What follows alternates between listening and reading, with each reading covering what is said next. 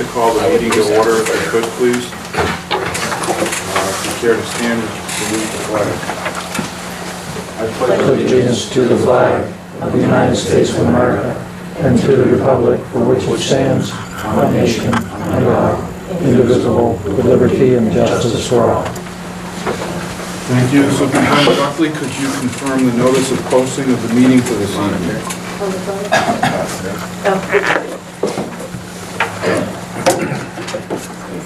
Yes, it's been posted in all appropriate places, including the SAU office website, schools, and sent to the town offices. Thank you. Okay, we do not have a non-public session scheduled this evening, so that brings us back down to item 4. Before we get into that, I wanted to welcome everybody who's attended this evening and ask you, if you could, to please speak up, because you'll notice we don't have any microphones either on the tables or in front of the floor, so we are recording the audio from the camera on the video this evening. So thank you very much.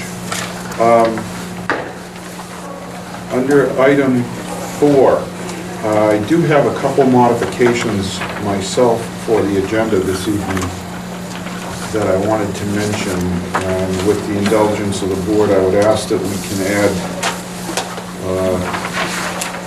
2 other items under other business, one having to do with the retained fund balance and the other with the use of the middle school bus parking with regard to that issue. That I would add as items Z1 and Z2, and then under correspondence and reports, I would like to report to you briefly this evening from the New Hampshire School Board Association meeting that was held this past Saturday.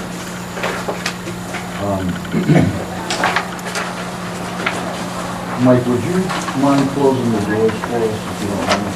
Sure. That's good. I'm sure we don't have additional sound interference from the hall at multi-class itself. Does anyone else on the board have any modifications to add? Hearing none, we will just go with those 2. Z2 and report change. That brings us to item 5 on the agenda. I'd like to welcome everybody again and ask that there's 2 clipboards in the front there, that if you can find the one that allows you to record your attendance, I'd appreciate it. If you just put your name printed and spell it so that our clerk can read it. And then if you also want any of the information that we get in our school board packets, that's available digitally to you by email if you sign up on the other clipboard that's there. Or you can send an email and ask Sue Cross, that's scross at sau4.org, to add you to the distribution list. We do have, I believe we have recognition scheduled this evening, right, Stacy? No. We don't.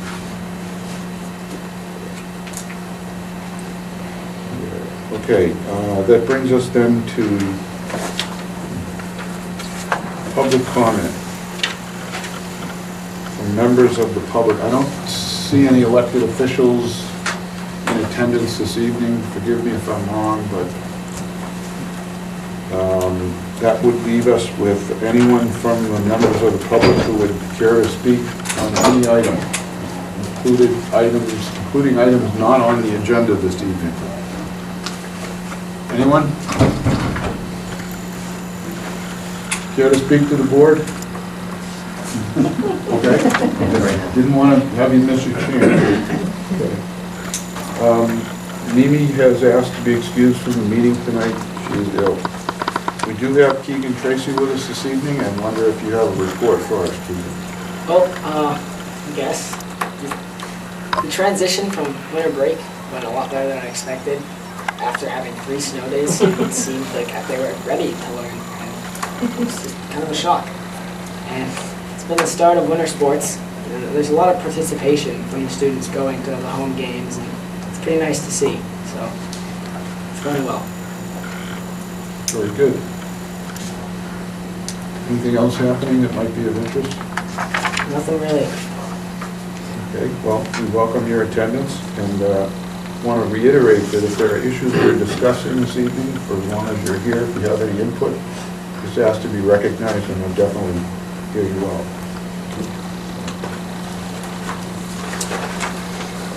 Okay, that brings us to our item 6A, which is minutes for approval.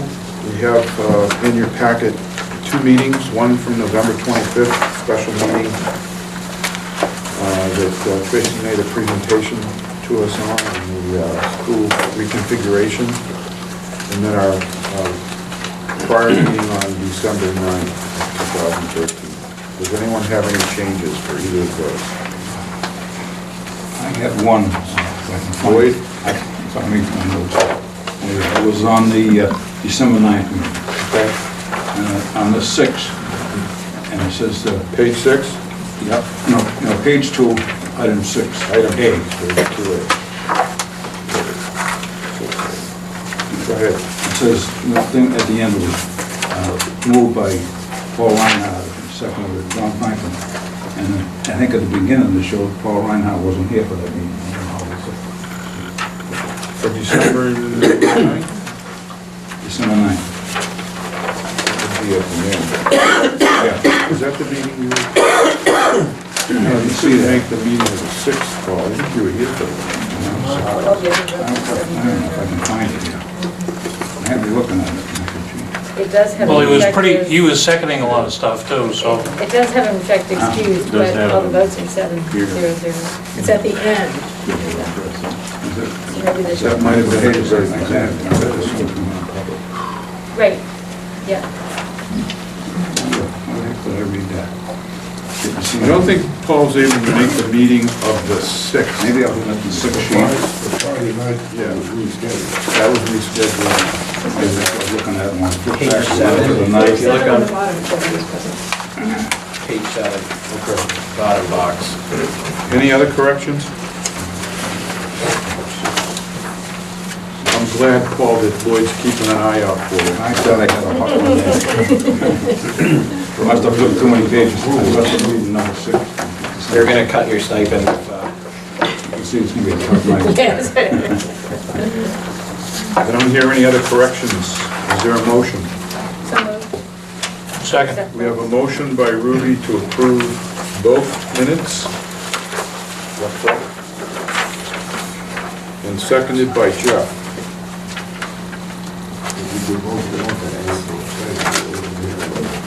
Okay, we'll just do one at a time. We're talking about the minutes of November 25th to approve them as written.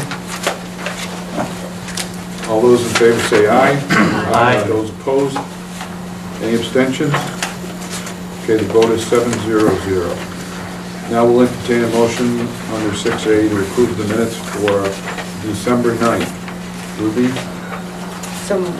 has moved and Yep. Jeff has seconded. Without correction, all those in favor say aye to approve the minutes as written. Aye. And all those in favor say aye. Aye. Aye. Those opposed? Any abstentions? Okay, New Hampton abstains from that vote, so the vote is 6-0-1 with New Hampton abstaining. Thank you. There are other minutes in the packet, as you can note under item 7, that are green in color for your reference. They are informational only. We have no authority to change, alter, or otherwise do anything with them. I'm going to make comments for the record. Is there any comment any board member has with respect to? I went back over them, I think I found what I found, and there was page 8, December 9th. We did take the vote already on that. I know, but I just want to show you that it was here. I thought it was in my marbles, but it wasn't. What's your comment? On December 9th, it shows Paul Reinhardt excused. That's for the non-public. That would have been maybe at the start.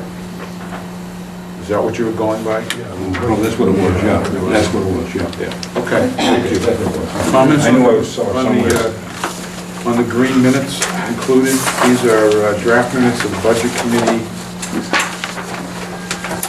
meeting of December 10th and December 5th. On the December 5th one, Comments? page 4, it says this in third full paragraph.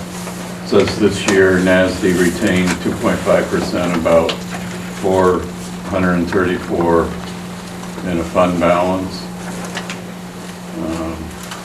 If it wasn't our retention, 350,000. Yes, and that relates to also, thank you for pointing out that documented piece of information. That relates to the added motion that I would prefer to make under Z1 or 2, whichever Z1 is. So you're right, that number is in error. The number we did vote on the July 29th meeting was 350,000. So we could be on record as having made that comment. Okay. If there are no further comments on the budget committee meetings included in green, we'll now move on to correspondence and reports that were included in the packet. Any comments? This is where I will finish up with a oral report from the School Boards Association briefly, what transpired on Saturday.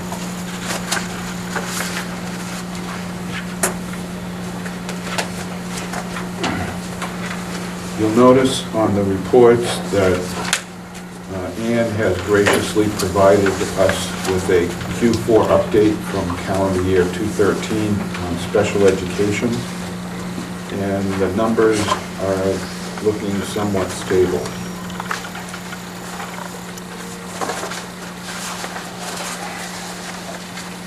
Pretty much across the board. It's on the back side of her monthly report. Thank you, Ann. Anything you might care to add orally? No, I think that overall the numbers are fairly stable. And from my report, I'm pleased that some of the paraprofessionals were able to come to the December training. The weather was horrible that day. And so 3 people were able, so we do plan on redoing that training as well as continuing monthly offerings for paraprofessionals.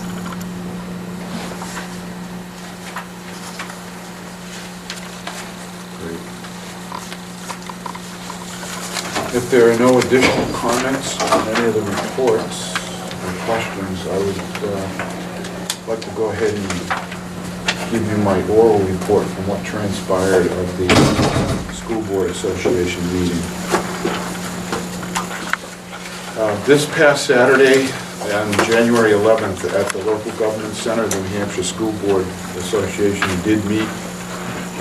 The weather did affect the turnout somewhat, in that of the 155 members, about 41 member school boards were represented, but there was a quorum of over, I think it was 30 or 35 that were necessary. So business was conducted in the afternoon. But of interest, particular interest, were 3 topics considered to be hot topics that are before New Hampshire school boards this year. And without taking them in sequence, I'll just go by what my notes have in front of me.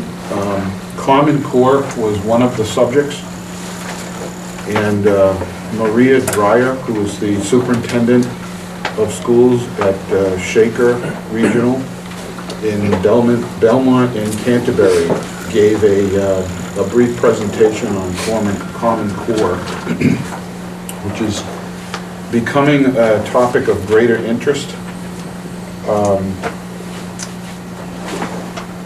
amongst all of us, and as that comes into play later, or more so this year, this will be something to discuss. Her comments centered around the fact that Common Core strives to bring forward the level of education equivalent to a K through 16, raising the ability of a K through 8 and high school student to perform at the level necessary to compete in a world in which we live. And today's job requirements require a different skill set. She indicated that in order to do this successfully, districts were likely to require a curriculum director. There was a recommendation that every teacher should be made a numeracy and literacy teacher, and that assessments must be equivalent to all the schools. Smarter Balance will be coming in, and it will require technology in place to administer this. This will have some impacts on budgets. Professional development for our staffs will be affected because the teaching methodologies will differ. This will also have some budget impacts. There will be expectations that the first year results will probably be lower than current performance or grading, but that's a transitional issue. By 2015, SATs are going to look different.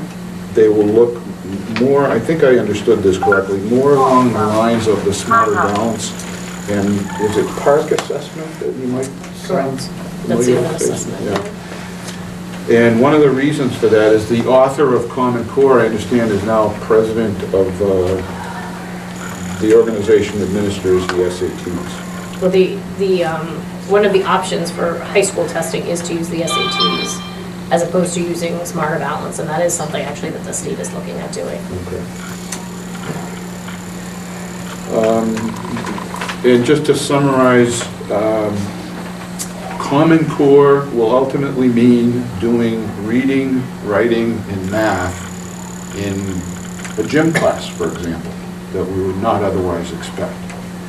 But it's certainly to reinforce critical thinking. There's an October 2013 handout that was available from School Board Association.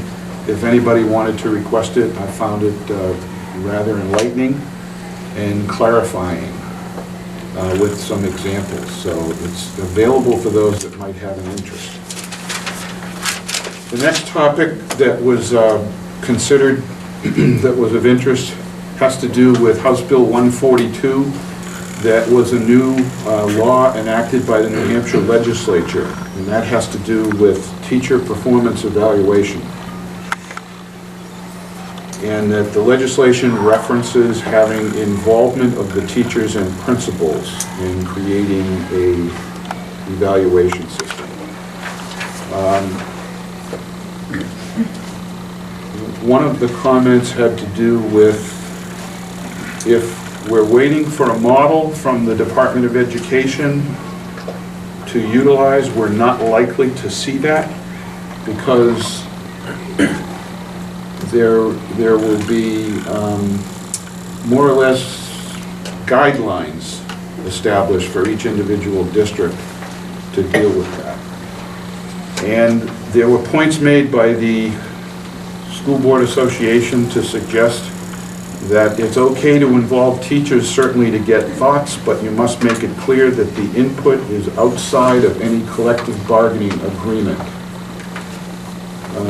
Attorney Barrett Christina suggested that had the legislature intended for this to become a mandatory subject of bargaining, the new law would have included it in RSA 273A. But since it's not included, it's included in a section of the statute that establishes school board rights. And he made it clear that if we want to involve the teachers and principals involved in discussing what evaluation should be, it does not equate to collective bargaining. And that if we do offer the teachers an opportunity to comment about proposed policy-related changes, we certainly just want to reiterate that it is not part of collective bargaining.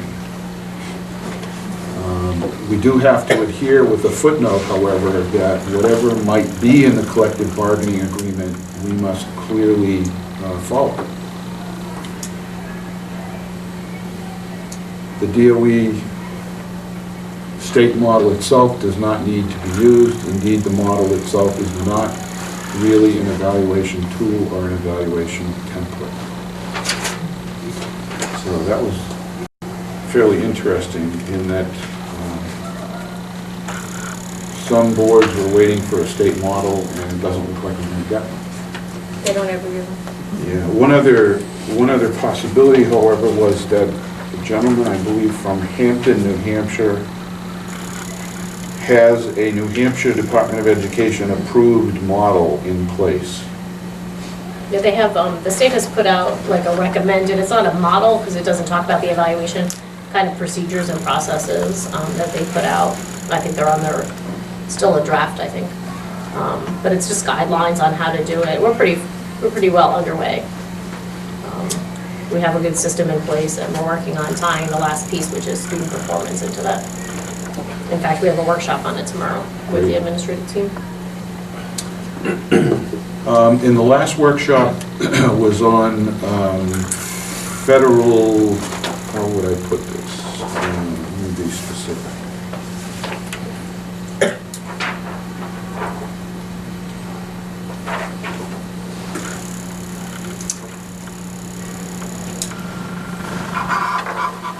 Federal incursion into state and local education policy decision-making, implications for local school boards. This was presented by Francisco Negron, who is the counsel and associate executive director of the National School Board Association. And basically, he had said that as a result of the legislative or congressional inability to get anything done over the previous 5 years, the courts are giving those who make the rules some administrative deference, because those who do are considered to be the experts, those who invest their time and share their experiences in this. So the court decisions are allowing generous gifts of judgments, unquote, to the rulemakers, because legislative solutions are not easy to come by. And as a result, there are some things that topically we need to be aware of and not just accept as readily part of the law, but rather a rule or administrative rule. And that we should question these things, not just accept them. So that's a short oral summary of what transpired. The resolutions proposed to be ongoing were voted upon, and a couple other resolutions that were included basically saw little discussion. And the session concluded at 3 p.m. So, any questions on that? Okay, any other comments on any correspondence or reports included in the packet? Okay, hearing none, we'll move on to discussion items. First item up for discussion this evening is 9A, which is the creation and approval of the default budget.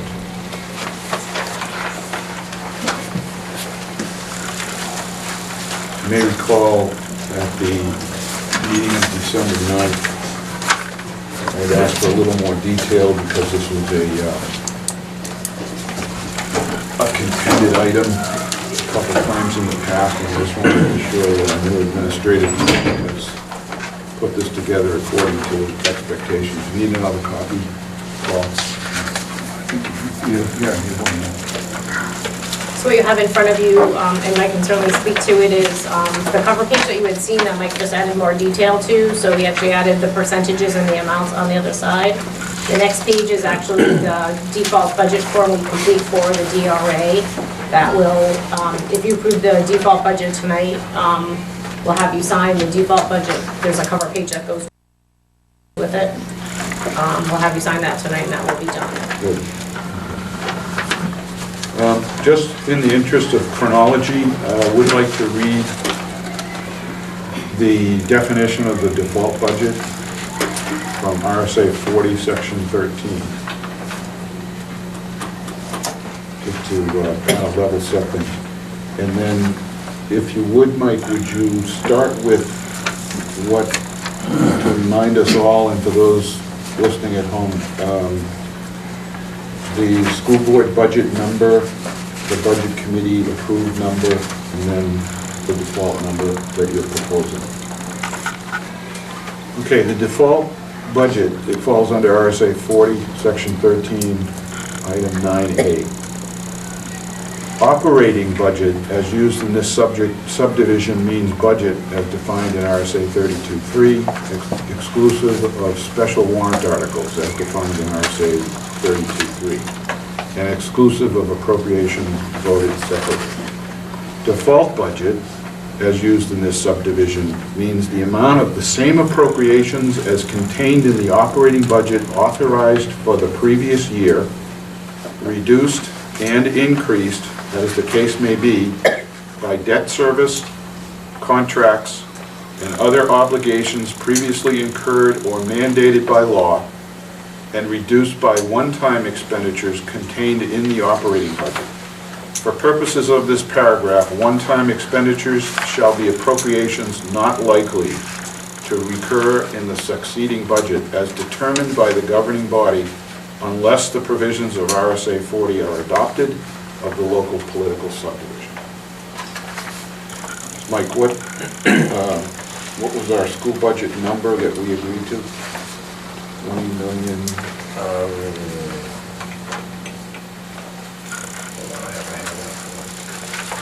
I think it's 310,865.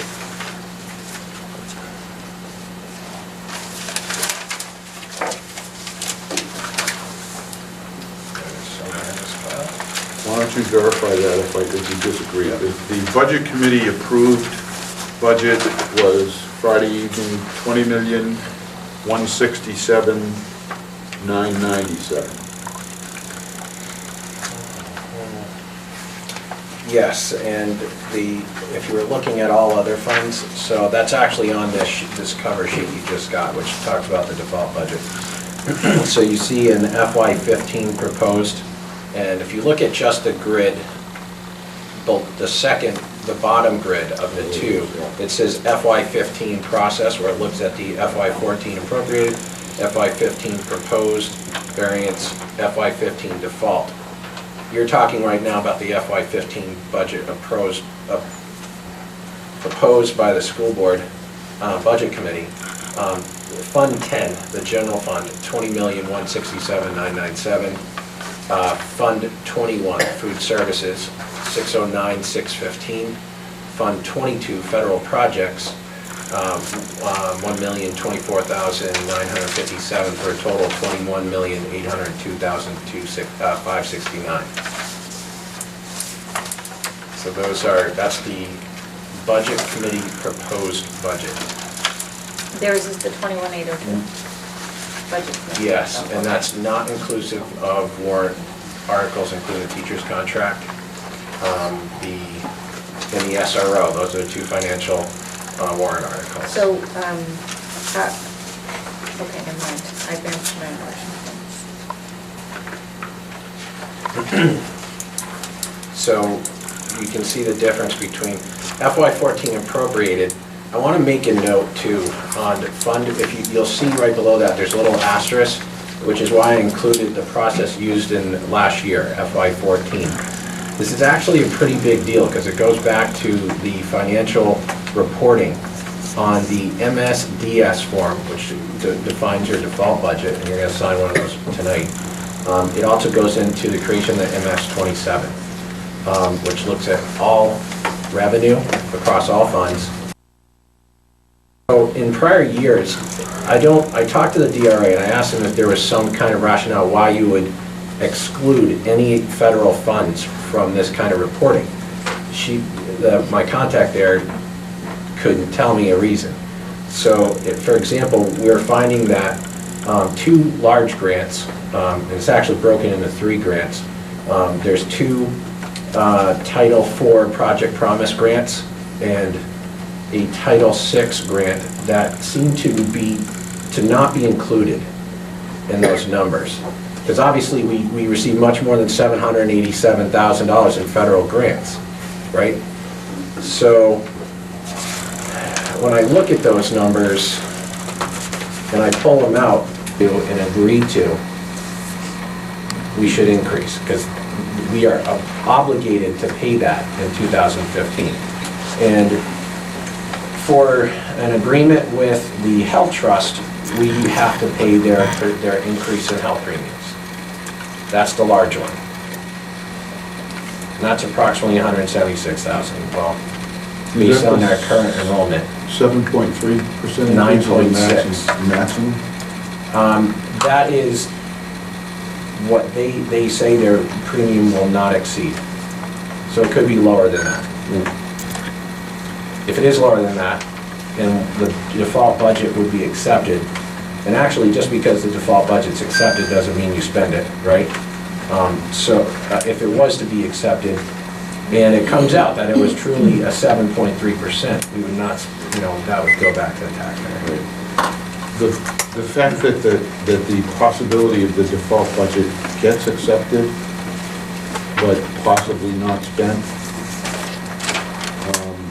still has an impact on the amount raised by taxes. So. Yeah, absolutely. So, and from my understanding too, outside of the RSA, the purpose of why this was created is so that your business can operate and function in the case that there's disagreement. So you don't go into the next budget year without a budget. Right. And then you end up, like, the school district can't default on its obligations. right. Which was put in place intended to address the case where a higher budget proposed than the last year might be too much for the voters to take, and therefore if they did not approve it, you've got to have some baseline default number to fall back on. Yes. And For several years in a row, our default budget has been more than our proposed budget. yeah, and part of that's because your budget's been serious. We've been cutting into that budget with staffing and other things like that. So default budgets don't incorporate your cuts going from one year to the next, or additional staff. So if you were to, in this case, for example, going from, if you look at what the budget committee proposed, there are additional staff offerings that we're bringing on are not included in the default budget. Yeah, there's Also, our proposed staff cuts are not included, so neither one of those are. What do you mean by that? Well, We're bringing in in the 2015 proposed budget, we're requesting, the board has approved and the budget committee has approved, the addition of a curriculum coordinator, right? That's not in the default budget. The default budget is the same staffing pattern you currently have. Okay. It's a carbon copy of your existing staff obligations. Then, likewise though, we're also proposing a reduction in our paraprofessional staff, a pretty serious reduction in that area. Offsetting that reduction, we're including the hiring of 2 additional special education teachers. And there's other things in that mix as well. None of those changes, whether hires or reductions in force, are included in the default budget. and that, because it's a wash, right? Well, not necessarily, it's in that, it's not a perfect wash, but it's just the the way it's definition of defined. how you build a default budget. You're working off of this year's current contractual obligations regardless of your plans for 2015. Yeah, I think this did become a bone of contention when we had the 15.3 reduction a few years ago. And my recollection is that we agreed to take that out of the default budget because we knew that change was being made. Which kind of works if that's all you're doing is reducing. Yeah, but this is But this is a little different because you're kind of adding and subtracting. I have some questions about that, but we can wait until. Yeah, It's not about money, it's about the decision. Yeah, so at the end of the day, the budget is the budget. So if we got the default, it's actually higher than our proposed budget. Right. But if we got the default, you technically can still do the staffing changes we requested because it's the bottom line budget. and it does, we do have the ability to spend that. Yeah. The school board has the ability to decide we're not going to spend it, we're going to retain this amount. You have that decision-making leeway. And it's unusual that your proposed budget is actually below your prior year budget entirely. So even by that definition, we're coming in below. Generally, I agree with you. Yeah. It's just been because of the reduction in the number of students over the years, we've carefully looked at this and just dictated changes. We understand that, the differing opinions on that. It's tough to be able to say you want to keep your cuts, but when going into a default, because there could be people that don't agree with your cuts, so they could be, no, we don't agree with that at all. We want you to take the default budget because it is higher, because we don't agree with your budget. So vice versa, Some people might disagree with your budget because of your cuts versus your increases. Well, some years you would not like the budget because of the increases. People would vote for just to go to the default budget. And this year you might have the exact opposite, if the public feels that way. Which is usually what would happen at the deliberative session. Yeah. People might stand up and make a motion from the floor to raise the budget up to 10%, which will bring it up coincidentally to the default budget, Yeah. which is their legal right to do so. And if the voters at the deliberative session decide by majority vote to do that, that's what would be on the warrant on election day. So my question is about the cuts, because we've talked about it in the trade-off, but it's not so much a number question. As it is, there's quite a number of people there on that listing. So how are things going to be done differently that we can absorb that big reduction? Because we're hiring professional staff Right. in exchange. So Right. we're providing, what our goal is to ultimately provide supports to teachers as opposed to paras supporting teachers, teachers supporting teachers. So, are they going to be in the same buildings that the paras are coming from? Yeah. Okay. Yeah, that was the trade-off. For the most part. For the most part, four paras for a teacher is what we traded in. With one building, we did cut. We did cut and we did not four add a Yeah. teacher. Correct. Lloyd, Mike, is the tax cap applied to the default budget amount? Yes. As a Well, I matter just of can't fact- figure out how you got some figures you gave us here. Maybe this is what we had back a month or so ago. In 2013, 20,232,517, and the cap was placed at that time, you estimated at 240,000. So that would give a cap at 20,472,000, and your default budget is 20,600,000. How can that be? Is that a sheet that was That's last before year's any of tax the cap, cuts? right? So Well, that's let me what you gave explain us this at the meeting year's. for this year, we're trying to keep it under the cap. And we figured we kept it 92,000 under. Okay, so let's talk a little, if you don't mind the deviation from the default budget. Do you mind if I answer that question? So this goes to the heart of what makes up a tax cap. So you're allowed to increase, to come up with a cap budget. We're allowed to take last year's assessment, increase it by 2%. And that says, this is the cap. Is the cap on the budget, or is the cap on the tax levy? Because then I could increase the whole budget by 2%, right? Technically? No, right, it's not. It's because the cap is actually on the levy, so we can only bring the levy up by 2%. So the tax capped assessment for the budget, the 2015 budget, is $12,367,000. So how do we come up with what the tax capped budget would be? And this goes back to my sheet which outlined all of our other revenue sources. So if we looked at the state education tax, which we predicted to be about $4,152,000. We looked at adequacy aid, which for the first time in many years, we're predicting is going to drop by over $100,000 at $3,362,000. We look at adequacy aid, and we brought the prediction down a little bit on catastrophic aid, the $266,000, Medicaid distributions to $314,115 for other federal sources, which includes that's the interest subsidy on our bond. Transfer in from facilities, $110,000, which offsets $110,000 in expenditures, which you voted on already. $97,426 in building aid, $5,000 VOC, $3,000 in student gate receipts, $3,000 in investment earnings on investments, and then $3,000 for national forestry. Those are the total of all of our other revenue sources, which brings us to a tax capped budget of $20,799,856. So that's the most of our budget can increase in totality. Now, if we were going to look at the different budgets proposed, we would see how they would affect the assessment, right? So right now, we know the capped assessments can't grow any further than $12,367,000.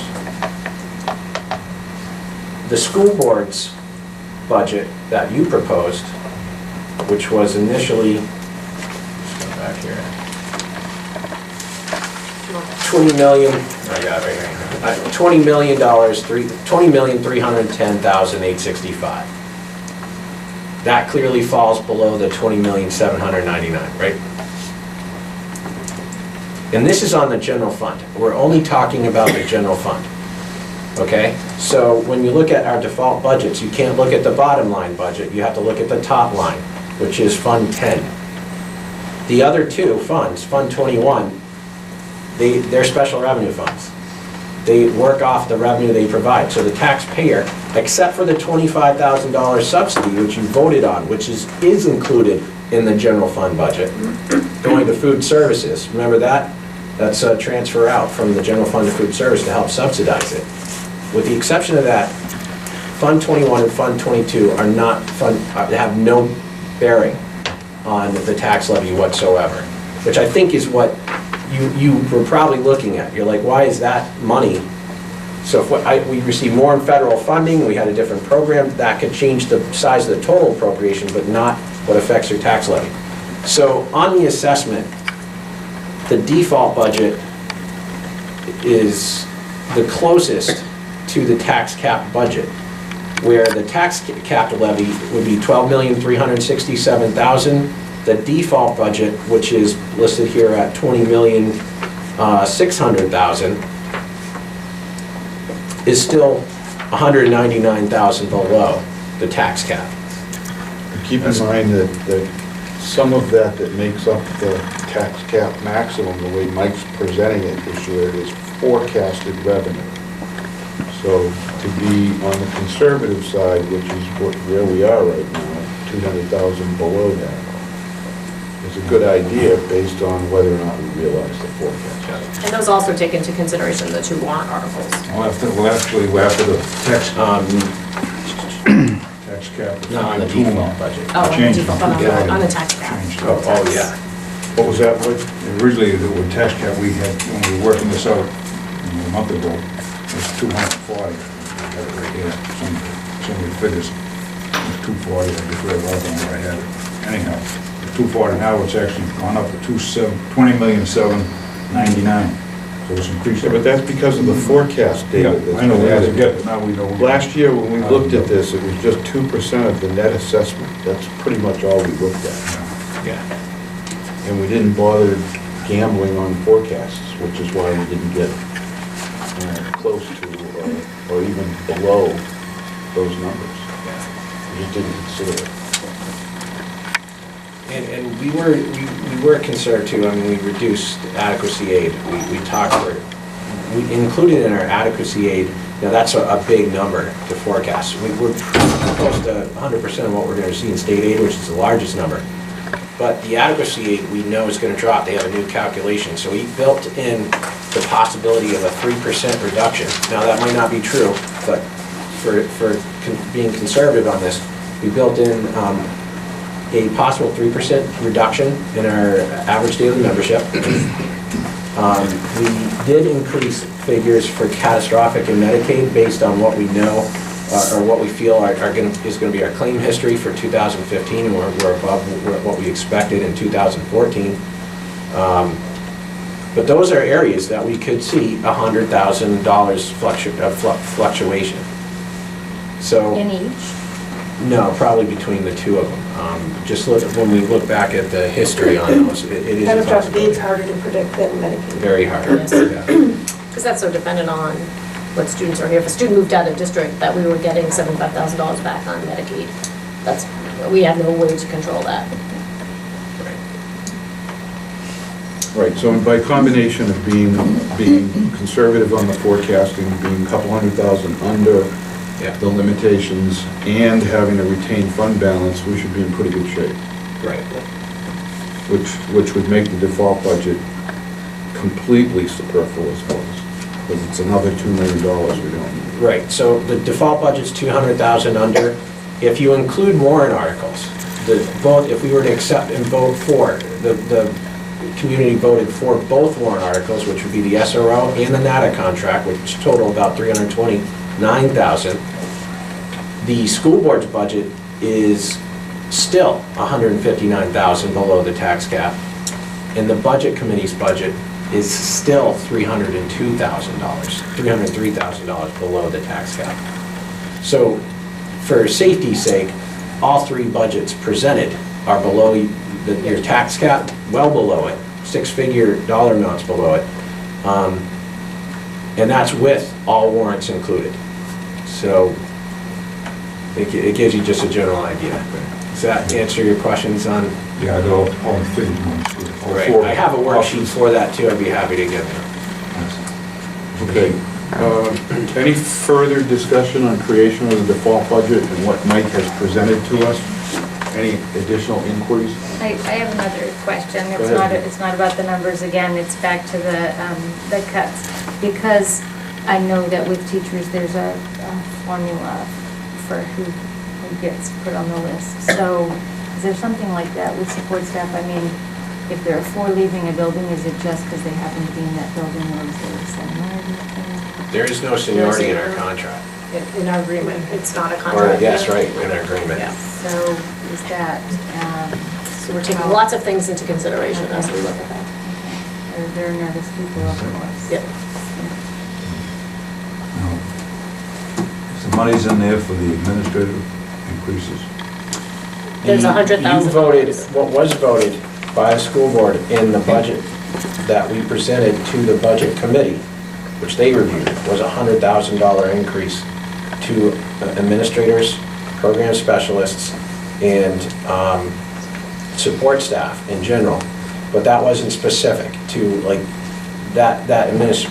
you essentially did not say that all maintenance are gonna receive a 2% increase, or anything like that. You That was- left that you to the asked that- discretion of the Yeah, was that- superintendent. You asked us to go back. And the school board.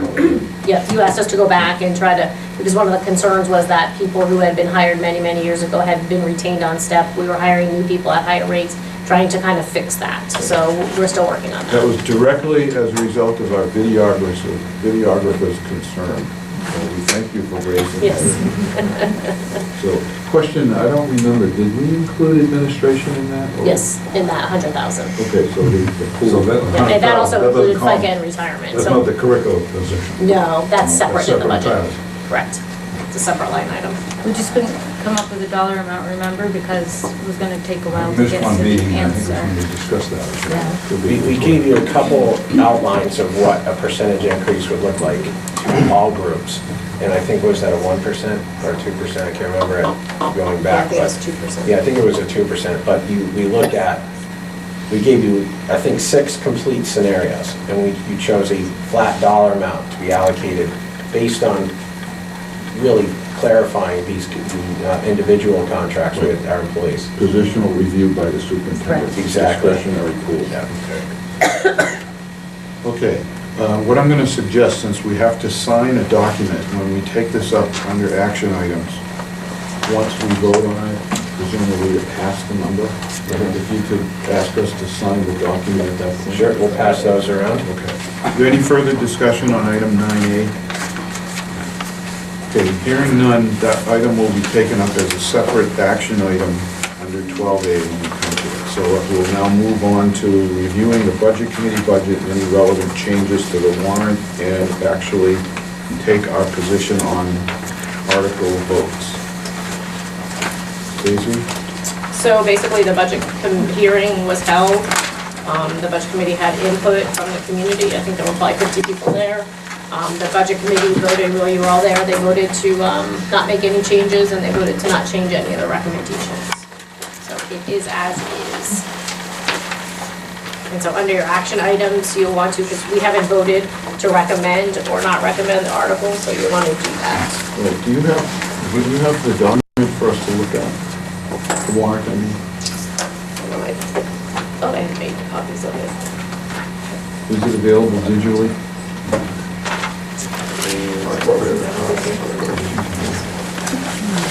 Didn't see it in the packet.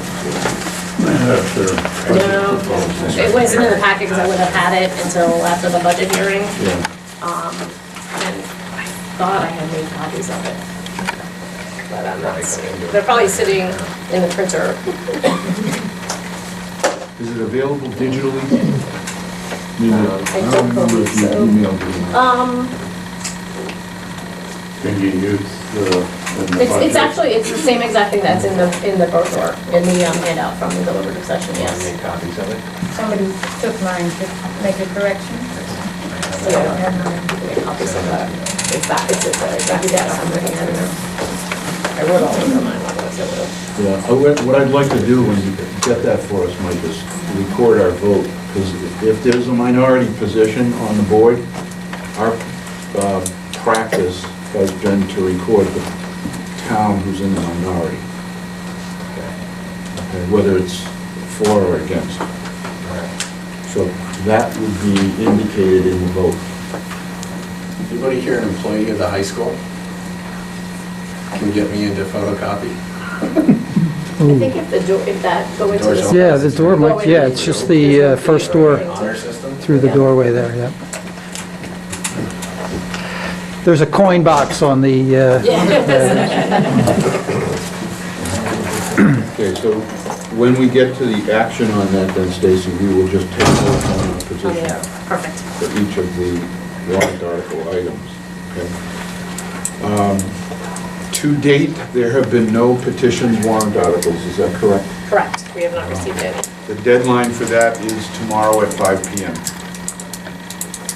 January 14th.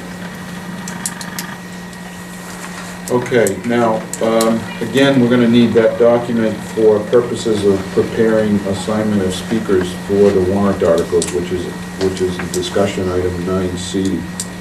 So until that comes back for our use and reference, people to look at, I'm going to skip down to 9D, which is the communication plan for the budget and warrant articles, the status of that, and review of the draft template verbiage. So our plan right now for the subcommittee to review what we're going to send out as a mailer to approximately 7,500 voters is that Sue Cheney, Ruby, and myself will be meeting on Wednesday evening after the deadline for the petition warrant articles and before the printer deadline to get that document out the next day, printed and mailed to everyone, to come up with an agreed-upon description and somewhat of an explanation on that document as to what the warrant article means. And again, then that's done, it has been done in the past by the two of us. That's essentially the plan at this point. Yep, and I'll get you the template for it with the new warrant articles, and I'll insert in there the budget committee, the description of them, so you can work off of that. We're all set, we've contracted with the printers, I think it was $1,600 for everything. They'll send them out from their end, as opposed to us delivering them, it will be more efficient. Right. If they get it on the 6th, we're planning to get it to them on the 16th, they are planning to mail them on the 24th. Okay. That would give about a week for people to receive them in the mail and deal with them on February 1st. Now, that document will have the budget committee's vote, and after this evening, the school board's vote, recommended vote, so. Okay. At this juncture, at this point, we're at 9E, which is to consider the makeup of the facilities subcommittee that was recommended by the board on November 25th. So I would entertain a motion at this point to move from the table the tabled item of creating the facility subcommittee of the school board. So moved. Okay. Is there a second? Yep. Seconded by Jeff. Okay. I'm just going to go right to the vote. All those in favor of taking it from the table indicate by saying aye. Aye. Those opposed? Any abstentions? Okay, the vote is 7-0 to bring up the item to discuss it. So that's now before us, and at the time, we were looking for a recommendation by Superintendent Buckley to create what she thought would be an appropriate facility subcommittee of the board. This would be a new standing committee of the board. There's a handout coming around. handout coming around for your observation. So I basically kind of put a charge there so that we were all clear on what the expectation for the committee was, which is open for discussion or revision but this was kind of my intent, to review, develop, and propose a 10-year facility maintenance plan or capital improvement plan that will provide for safe, healthy, and well-maintained facilities in the Newfound Area School District. For membership of that committee, I've included the business administrator, the facilities manager, technology manager. I thought it was important that tech be integrated into this because so many of our systems are tied together. 2 board members, 2 building level administrators, and 2 community members who have familiarity with building maintenance and needs. I thought it was important that we try to find some community members who have some understanding and working knowledge of buildings, so that, you know, again, get support and help. Now, how would we identify the community members? What we would probably do is probably put something in the paper that we're looking for 2 community members to be on the facilities committee with the requirements of, you know, typically when we would meet, you know, at night, they need to be available, and put a description and ask people to send in kind of a letter of intent to, you know, kind of basically apply. Then we would bring those applications to the board can review them and choose the best 2 candidates if we get more than 2. Should the letter of intent also be like a little summary resume? Correct, yeah, just, you know, what makes you qualified for that, to do this, that we are looking for. You know, I'm not looking for somebody who just, you know, wants to come in and look at the schools, but somebody who really has some HVAC knowledge or knowledge of buildings so that they can, you know, really help us and contribute to what we need to do to continue to keep our facilities up to date. So you're looking at proposing a 9-member committee, which we could assign a quorum number of 5 or 6, whatever that would be, for continuity purposes. And it would be a full subcommittee of the board, meaning that, and this is a question we can decide, because we have the prerogative to determine this, all of the members on the committee would be voting members of the committee that would be a subcommittee of the board and make any recommendation to the board. And then the school board would have final adjudication rights on whatever any proposals. Right? Does anyone have concerns over the proposed structure? Any questions about it? Any additions?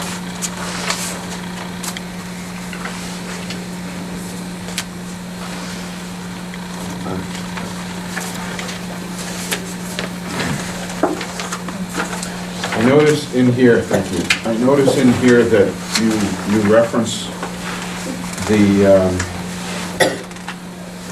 I see John Johnson's still part of it. Yeah, we apologize.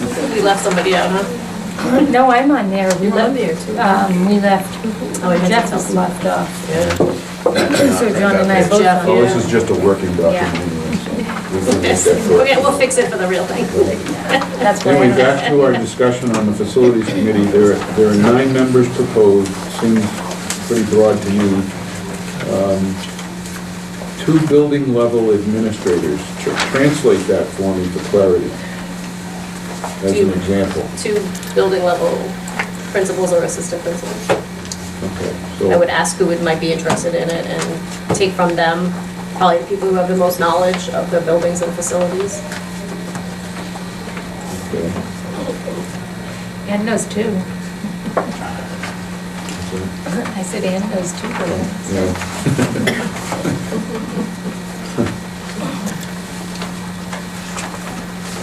Okay, I'm a little concerned that you've put in parentheses at the top, it says to review, develop, and propose a 10-year facility maintenance plan, but then in parentheses it says capital improvement plan. Because usually it's called a capital improvement plan. So it's basically a 10-year Well, structure. That's what's not clear here.